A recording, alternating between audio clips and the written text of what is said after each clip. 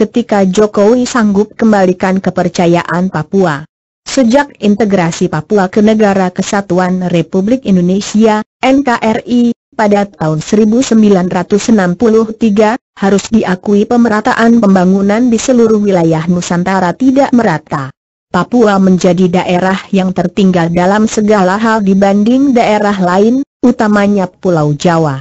Kesenjangan pembangunan dan tingkat perekonomian yang sangat rendah sampai-sampai membuat Papua diganjar status sebagai provinsi dengan masyarakat termiskin di Indonesia. Padahal semua orang juga tahu, tanah Papua adalah tanah yang kaya. Kondisi itu lalu diperburuk dengan berbagai kasus pelanggaran hak asasi manusia, HAM, di tanah Papua oleh aparat, yang membuat penurunan kepercayaan masyarakat Papua kepada negara. Kemunculan gerakan-gerakan separatis macam Organisasi Papua Merdeka, OPM, menjadi bukti kuat bahwa ada yang salah dalam perlakuan pemerintah kepada Papua.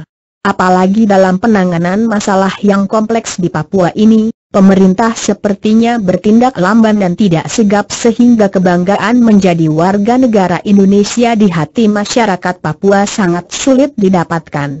Masalah ini kemudian berlangsung dari waktu ke waktu hingga pemerintahan ganti pemerintahan, namun sepertinya sulit untuk dipecahkan.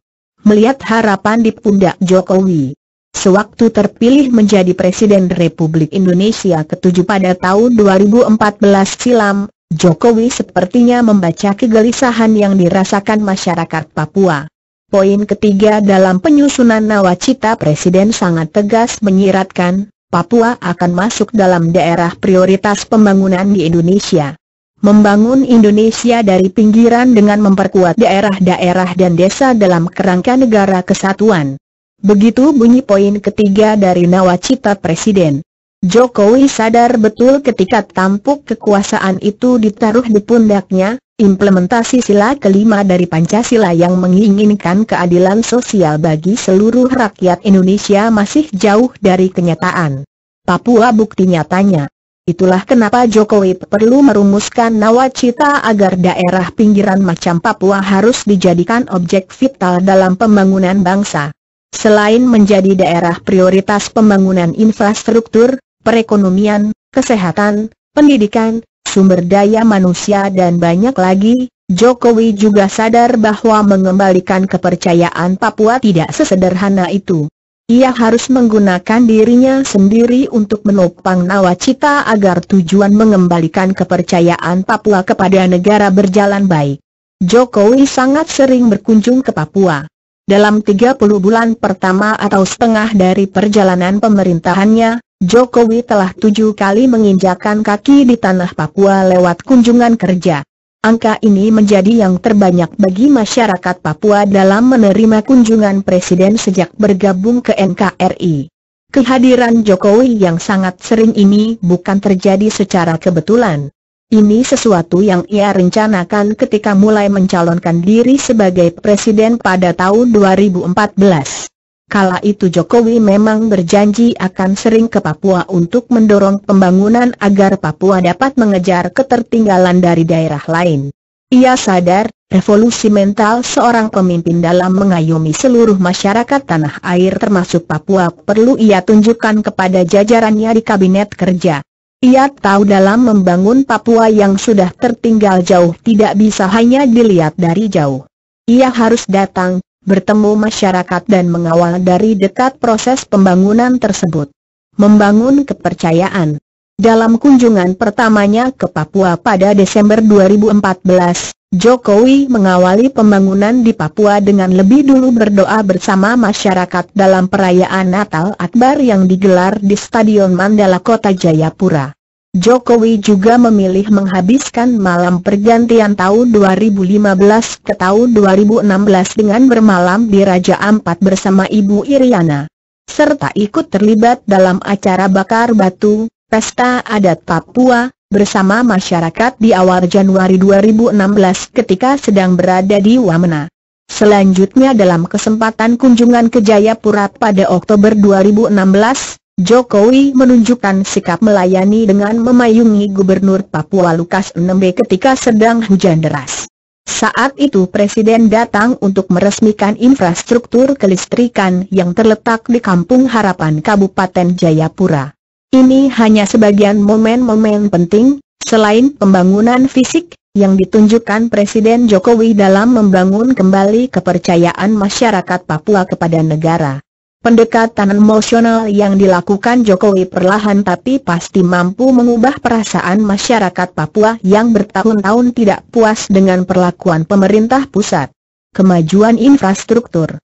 Dari pembangunan infrastruktur, Kementerian PUPR dalam rilisnya awal 2017 menulis proyek Jalan Trans Papua hingga kini telah menyelesaikan pembukaan ruas jalan sepanjang 3.625 km dari total 4.325 km keseluruhan.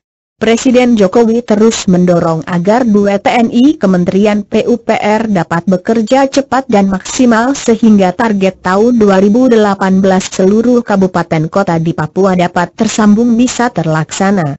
Presiden Jokowi lewat Kementerian Perhubungan juga telah menuntaskan renovasi sejumlah bandar udara di Papua seperti Bandara Wamena, Bandara Mopah Merauke, Bandara Domina Edward Osok, Deo, Sorong dan Bandara Sentani. Kemudian untuk mensukseskan program tol laut, Presiden telah meresmikan Pelabuhan Wasior di Kabupaten Teluk Wondama pada April 2016. Di bidang ekonomi, Presiden Jokowi melakukan terobosan luar biasa dengan melaksanakan program bahan bakar minyak, BBM, satu harga di seluruh Nusantara termasuk Papua. Dengan begitu, masyarakat daerah pedalaman Papua yang selama ini mendapatkan seliter bensin di harga 50-60 ribu kini dapat menikmatinya dengan harga yang sama dengan di daerah perkotaan. Banyak yang menyoroti keputusan ini karena dianggap pemborosan kas negara, namun bagi Jokowi, itulah wujud nyata dari nawacita dalam membangun Indonesia dari pinggiran, Papua. Ia rela dianggap tidak pro-rakyat oleh masyarakat kota-kota besar dengan kebijakannya menghilangkan subsidi listrik, demi menerangi masyarakat Papua yang berpuluh-puluh tahun hidup dalam kegelapan. Pembangunan pos lintas batas negara, PLBN, RI-PNG Disko Jayapura juga memberikan dampak perekonomian yang positif bagi masyarakat sekitar perbatasan karena lonjakan pengunjung yang datang ke PLBN sangat tinggi pasca peresmian. Tak cuma itu, pedagang mama-mama Papua saat ini boleh berbangga karena pasar khusus mama-mama di kota Jayapura telah tuntas 100% dan siap untuk digunakan. Pasar ini menunjukkan komitmen Jokowi untuk kesejahteraan pedagang asli Papua yang selama ini tidak mendapatkan tempat berdagang yang layak. Masyarakat Papua juga tak ketinggalan dari daerah-daerah lain dalam pembagian Kartu Indonesia Pintar, KIP, dan Kartu Indonesia Sehat, KIS, oleh Presiden. Tentu semua ini untuk mendorong kualitas pendidikan dan kesehatan yang semakin baik. Papua untuk Jokowi 2019. Semua perhatian Jokowi ini dan tentu masih banyak yang tak sempat disebutkan merupakan bukti nyata bagaimana mantan Gubernur DKI Jakarta itu merespon kegelisahan masyarakat Papua. Jokowi bertindak cepat dan tepat. Papua pun merespon perhatian besar itu dengan komitmen kuat mendukung Presiden Jokowi pada tahun 2019 untuk melanjutkan kepemimpinan.